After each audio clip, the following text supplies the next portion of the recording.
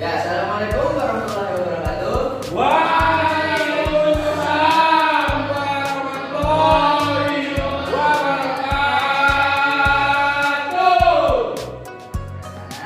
Sore Pak. Gimana kabarnya? Alhamdulillah. Alhamdulillah. Allahu Akbar. Ya, yang sebelum itu absen dulu ya. Ya Pak. Coba. Mbak Afifah, Hadir Pak. Mas Silvi, Hadir Pak. Mas Aska, Mas Afik, Hadir Pak. Mas Rehan, Hadir. Mas Samsul, Hadir Pak. Mas Iva. Hadir Pak. Ya, hadir semua ya. Hadir Pak. Oke, berarti sehat semua. Ada yang izin? Enggak ada Pak. Hadir Pak. Nih, sip. Oke, sebelum masuk ke pelajaran, doa dulu yuk. Hadir Pak. Berdoa mulai. Bismillahirrahmanirrahim. Raditu billahi rabban wa bil islami dinan wa bi Muhammadin nabiyyan wa rasulah. Rabbi zidni ilma warzuqni fahma. Amin. Ya, anak-anak, sebelumnya itu membahas tentang apa yang kemarin Khulafaur Rasyidin. Khulafaur Rasyidin ada berapa? Siapa aja? Abu Bakar, Umar, Utsman, Ali. Iya, ada 4 dalam berdakwah. Nah, pada pertemuan kali ini Bapak akan membahas tentang kita akan masuk ke materi baru, yaitu peristiwa Fathu Mekah dan sebab-sebab terjadinya. Sebelumnya ada yang sudah tahu sebelumnya apa itu Fathu Mekah? Belum Pak. Belum ya? Belum. Oke, di sini sebelum masuk ke materi, kita akan mempelajari yang pertama, yaitu ada pelanggaran perjanjian Hudaybiyah, yang kedua sikap Rasulullah atas pelanggaran Hudaybiyah, dan yang ketiga adalah kemenangan di kota Mekah atau Fathu Mekah.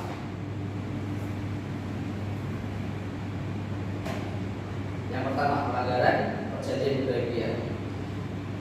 Perjanjian Hudaybiyah sebelumnya, perjanjian Hudaybiyah itu adalah perjanjian damai antara Rasulullah dengan kaum kafir Makkah yang diwakili oleh Suhail bin Amr. Nah, dalam perjanjian ini tuh dilarang berperang antara kaum muslim dan kaum kafir. Nah, isi perjanjiannya adalah yang nomor 1 adalah perjanjiannya, yaitu kedua belah pihak sepakat mengadakan gencatan senjata selama 10 tahun. Dan yang nomor 2, setiap orang diberi kebebasan bergabung dan mengadakan perjanjian dengan Nabi Muhammad SAW atau dengan kaum Quraisy. Yang ketiga, setiap orang Quraisy yang menyeberang ke hulu Nabi Muhammad tanpa seizin walinya harus dikembalikan. Sedangkan jika pengikut Nabi Muhammad yang bergabung dengan kaum Quraisy itu tidak dikembalikan. Nah, yang terakhir, Nabi Muhammad dan sahabatnya harus kembali ke Madinah dan tidak boleh masuk Mekah, dan ketentuan ini bisa kembali pada tahun berikutnya. Mereka dapat memasuki kota dan tanggal selama 3 hari di Mekah dan tidak dibenarkan membawa senjata kecuali pedang tersarung. Nah, kira-kira dari perjanjian Hudaybiyah ini itu menguntungkan mana dan merugikan mana? Menguntungkan kafir. Kenapa? Karena tadi Pak, kalau ada orang kafir ke Nabi Muhammad tapi nggak izin dikembalikan. Ya, Tapi kalau orang Nabi Muhammad itu kafir, tetap dikafir. Nah, betul sekali. Perjanjian Hudaybiyah ini sangat menguntungkan kaum kafir. Makanya banyak kota dari sahabat Nabi pas perjanjian Hudaybiyah ini, sahabat Nabi itu rata-rata nggak setuju kalau Nabi itu menandatangani perjanjian Hudaybiyah, karena ya itu banyak sekali merugikan kaum muslim. Nah, tapi perjanjian Hudaybiyah ini kaum kafir itu sudah diuntungkan, kaum muslim sudah merugikan, tapi perjanjian Hudaybiyah ini masih diingkari. Siapa yang ingkari? Kaum kafir sendiri. Udah dipenake tapi masih ingkari. Pelanggaran, nah ini pelanggaran perjanjian Hudaybiyah. Nah selepas perjanjian itu Rasulullah SAW menjaga perjanjian dengan penuh amanah. Nah tapi itu baru 2 tahun mereka tuh melanggar perjanjian itu. Nah mereka tuh melanggarnya dengan cara apa? Dengan membela Bani Bakar. Nah Bani Bakar itu bisa dikatakan sekutunya dari kaum kafir. Nah pada saat itu Bani Bakar itu sedang perang dengan Bani Khuza'ah. Nah dengan caranya kaum kafir ini kan pertamanya kan tidak boleh ada perang sama sekali antara kaum muslim dan kaum kafir dengan segala macam bentuk lah. Dikasih bantuan apalagi juga boleh. Itu tuh mereka lakukan dengan cara mengirim bala bantuan untuk menyerang Bani Khuza'ah. Padahal dalam perjanjian Hudaybiyah telah sepakat yaitu gencatan senjata antara kaum muslim dan kaum kafir. Nah hal ini, nah berarti kan kaum Quraisy itu kan melanggar perjanjian Hudaybiyah ini, perjanjian gencatan senjata ini. Nah itu melanggarnya menyatakan perjanjian Hudaybiyah ini batal. Di saat ribut-ributnya itu kaum kafir ingkar janji, melanggar janji dari perjanjian Hudaybiyah itu. Nah kita akan bahas Rasulullah itu gimana menyikapi para kaum kafir itu yang sudah ingkar janji, yang sudah melanggar. Nah dengan adanya pengkhianatan dari kaum kafir Quraisy Mekah atas perjanjian Hudaybiyah ini, Rasulullah SAW pun mengambil sikap tegas. Rasulullah SAW menyiapkan para sahabatnya untuk berangkat ke Mekah. Dan Rasulullah SAW ini mengajak seluruh sahabatnya untuk pergi ke Mekah juga untuk menjemput kemenangan dengan penuh keyakinan terhadap pertolongan Allah Subhanahu Wa Taala. Nah karena pada saat dilaksanakan perjanjian Hudaybiyah ini, posisinya tuh kaum muslim itu udah jaya-jayanya di Mekah maupun di Madinah. Nah, dengan kaum Quraisy itu kayak mengalami penurunan drastis yang udah baru lemah-lemahnya. Tapi ya udah baru lemah-lemahnya, udah kayak dienakin, tapi dia malah melanggar sendiri. Nah, ya udah jadi Rasulullah tuh kayak mengambil tindakan tegas, yaitu untuk mendatangi di kota Mekah. Itu. Nah, sebagian kaum muslim ini yang keluarganya di Mekah ini mendapat kekhawatiran. Jadi itu kan ada banyak yang hijrah ikut Rasulullah, tapi itu keluarganya itu masih di Mekah. Nah, mereka ya mikir-mikir lah, kan mereka mikirnya Rasulullah mau nyerang Mekah. Makanya mereka pikir lah nanti keluarga gimana kalau dia diserang Rasulullah, kan nanti sudah muslim kan udah besar. Nah, sedangkan di kaum kafir di Mekah itu udah minoritas lah, udah lemah banget. Nah ini mau diserang sendiri ya hancur. Nah ini menimbulkan beberapa kekhawatiran terhadap keluarga yang ikut Rasulullah. Nah namun Rasulullah SAW itu bersikap bijak. Nah Rasulullah itu menyampaikan kepada para sahabatnya agar jangan khawatir terhadap keluarganya yang berada di Mekah.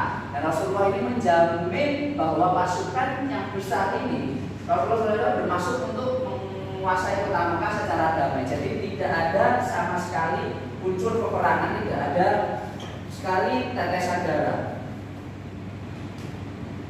Nah selanjutnya adalah kemenangan di kota Mekah, yaitu Fathu Mekah.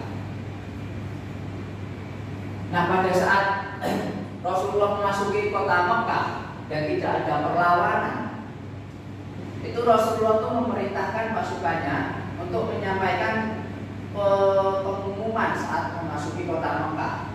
Karena itu bergemuruh suara dari masing-masing arah. Dan itu diriwayatkan bahwa Rasulullah menyerang kota Mekah untuk menyerbu kota Mekah itu dari 4 arah. Jadi kota Mekah itu diserbu dari 4 arah, 1, 2, 3, 4. Itu udah kayak gencet gitu loh. Nah itu tuh pas masuk itu para pasukan yang dipimpin oleh setiap arah. Itu jadi setiap arah itu ada komandannya sendiri-sendiri. Nah itu pas masuk ke kota Mekah itu pada teriak, barang siapa yang masuk ke rumah Abu Sufyan maka dia aman.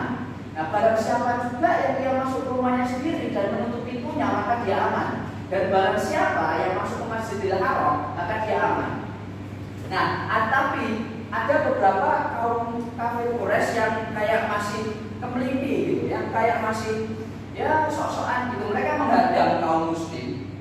Ya, dengan dia masih dengan keyakinan mereka kalau mereka tuh dia aku nih masih berani sama kaum ini, nah gitu. Maka itu ada disebutkan juga ada beberapa yang tewas dari kaum muslim juga, dari kaum kafir juga, ada yang beberapa juga yang tewas. Nah dengan ini otomatis dengan pasukan 10.000 total yang menyerbu ke Mekah, yaitu 10.000 kaum muslim. Nah otomatis kan kaum Mekah, kaum kafir Quraisy yang sudah lemah itu kan otomatis terpojok juga. Nah akhirnya kota Mekah ini berhasil dikuasai Rasulullah dan para sahabatnya dalam sejarah Islam. Kemenangan atas kota Mekah ini dikenal dengan istilah Fathu Mekah. Nah ini terjadi pada tahun ke-8 Hijriah. Selanjutnya ada pertanyaan dari anak-anak. Selanjutnya nih Bapak untuk mengecek keintelektualan kalian semua dalam memahami materi Bapak bagi 3 kelompok. Ya udah, ini 3 kelompok jadi arah sini 1, arah sini 1, arah sana 1. Oke? Silakan perwakilannya diambil.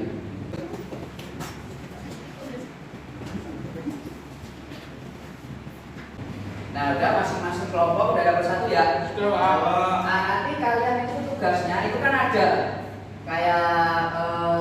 kayak isinya yang harus kalian diskusikan bersama kelompok kalian ya. Nanti itu didiskusikan, Bapak kasih waktu 10 menit cukup ya? Cukup. Oke, nanti didiskusikan. Nanti maju untuk presentasi kalian.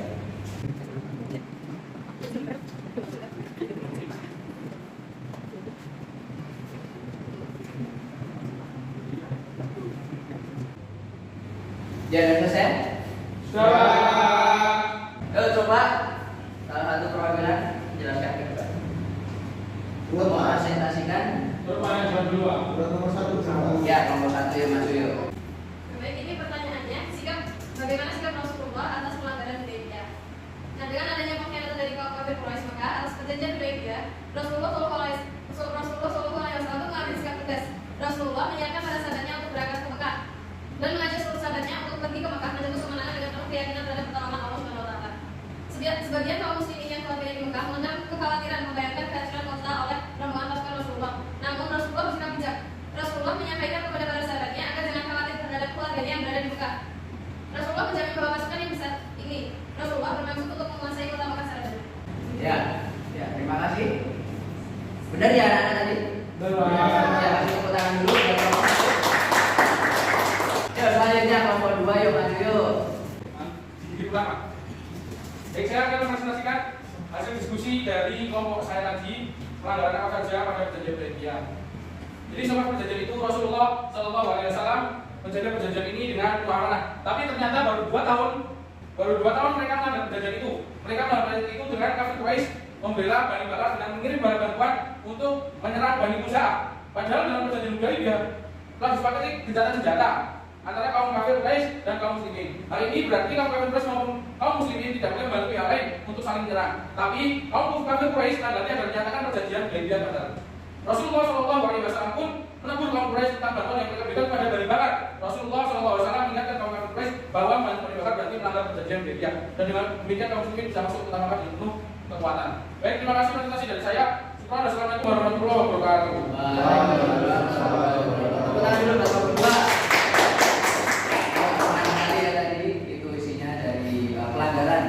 Ya, selanjutnya kelompok 3 yuk. Yang terakhir. Assalamualaikum warahmatullahi wabarakatuh. Waalaikumsalam warahmatullahi wabarakatuh. Di sini kelompok kami membahas mengenai kemenangan di Mekah atau Fathu Mekah. Yaitu pada wilayah pasukan yang dipimpin oleh Rasulullah SAW masuki Mekah tanpa ada perlawanan, dan pasukan yang dipimpin oleh Rasulullah disebar ke 4 arah atau 4 penjuru, dan para komandan di masing-masing pasukan memberi pengumuman kepada para warga Mekah itu barang siapa yang masuk ke rumah Abu Sufyan maka dia aman, dan barang siapa yang masuk ke rumahnya sendiri lalu menutup pintunya maka dia aman, dan yang terakhir barang siapa yang masuk ke Masjidil Haram maka dia aman. Namun musim itu masih ada beberapa orang yang menghadang pasukan Rasulullah yang terjadi bentrok kecil-kecilan. Lalu akhirnya kota Mekah berhasil dikuasai oleh Rasulullah dan para sahabatnya. Dan dalam sejarah Islam, kemenangan atas kota Mekah ini dikenal dengan istilah Fathu Mekah atau kemenangan kota Mekah, dan terjadi pada tahun ke-8 Hijriah. Mungkin itu dari kelompok kami. Terima kasih. Wassalamualaikum warahmatullahi wabarakatuh. Waalaikumsalam warahmatullahi wabarakatuh. Ya, kami berpikir. Ya, jadi itu udah pinter-pinter semua, itu udah paham ya. Ayo, Pak. Oke, selanjutnya Bapak minta satu anak aja buat maju ke depan buat review materi. Nanti Bapak kasih nilai plus. Ayo Pak. Oke, yuk Mas Rian. Yuk tepuk tangan dulu buat Mas Rian. Yuk gimana tadi? Jadi review materi pada hari ini tentang Fatwa Mekah. Yang pertama yaitu pelanggaran perjanjian Hudaybiyah. Jadi pada awalnya perjanjian Hudaybiyah itu dijanjikan atau disepakati oleh Rasulullah dan juga kaum kafir Quraisy. Dan isinya bahwa kaum kafir Quraisy dan kaum muslimin kejahatan senjata selama 10 tahun. Namun baru 2 tahun kejahatan senjata, kaum kafir sudah melanggar perjanjian tersebut dengan cara membantu Bani Bakar lawan Bani Juz'ah. Nah, setelah itu Rasulullah merespon perjanjian tersebut dengan mengirimkan pasukan ke kota Mekah untuk menduduki kota Mekah. Dan pasukan yang dikirimkan oleh Rasulullah sebar ke 4 penjuru Arab. Di sekitar penjuru Arab, pasukan tersebut mengumumkan bahwa siapa yang masuk ke rumah Abu Sufyan, masuk ke rumahnya sendiri dan menutup itu, lalu masuk ke Masjidil Haram akan aman dan tidak akan diperangi. Namun meskipun begitu masih ada saja orang kafir Quraisy yang tetap menentang pasukan Rasulullah dan terjadilah perang itu tidak dilakukan. Namun setelah perundingan yang begitu singkat, lawan yang begitu singkat, akhirnya kota Mekah pun berhasil diduduki oleh Rasulullah dan dalam Islam kemenangan ini disebut Fathul Mekah dan terjadi pada tahun ke-8 Hijriah. Ya, betul sekali. Tepuk tangan Mas Rian sekali lagi. Oke, dan Mas Rian, Bapak kasih nilai 100. Terima kasih Pak. Sap. Oke, mungkin itu dulu ya materi pada kesempatan kali ini. Karena Bapak ini kayaknya ada mau rapat bentar lagi bahas tadi itu kalian ke Amerika. Asik. Oke. Oke, jadi Bapak cukupkan sekian dulu. Yuk berdoa dulu, baca hamdalah sama doa kafaratul majlis. Dimulai. Doa mulai. Subhanallahumma wa bihamdika asyhadu an la ilaha illa anta astaghfiruka wa atubu ilaik. Ini dari Bapak cukup sekian. Tidak ada salah kata, salah perbuatan, mohon maaf. Berdoa kepada Assalamualaikum warahmatullahi wabarakatuh.